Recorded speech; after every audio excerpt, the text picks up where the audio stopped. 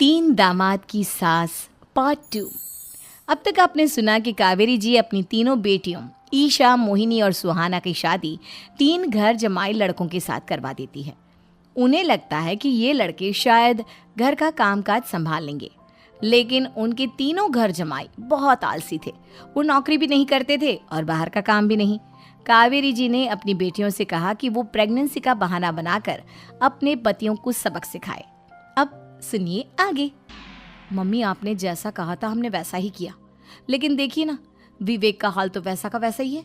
घर में ना सुबह का नाश्ता बनता है और ना खाना। नौकरी पर जाने की बात करूं तो खाने को दौड़ते हैं मुझे। हाँ मम्मी, मैंने भी सुमित को कितनी बार कहा कि अगर नौकरी नहीं करनी तो कोई छोटी सी दुकान ही खोल लो। घर का खर्चा कैसे चलेगा? देखो, दोपहर के 12 बजने आए और जनाब अभी तक सो रहे हैं। हाँ मम्मी, ईशा और सुहाना ठीक कहती हैं। अविनाश का भी यही हाल है।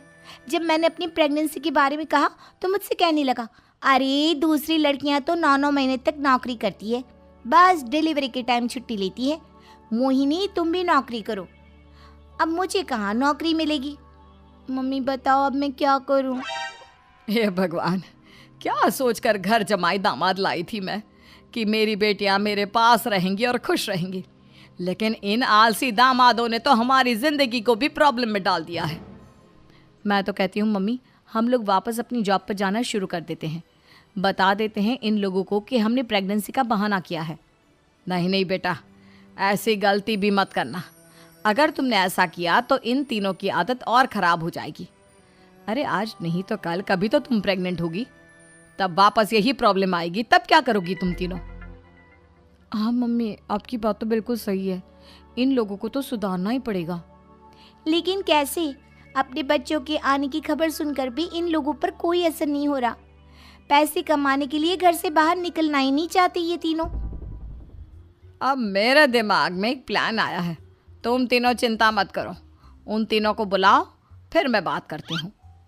थोड़ी देर बाद कावेरी जी अपने तीनों दामादों को सामने बुलाकर अपनी बात कहना शुरू करती हैं।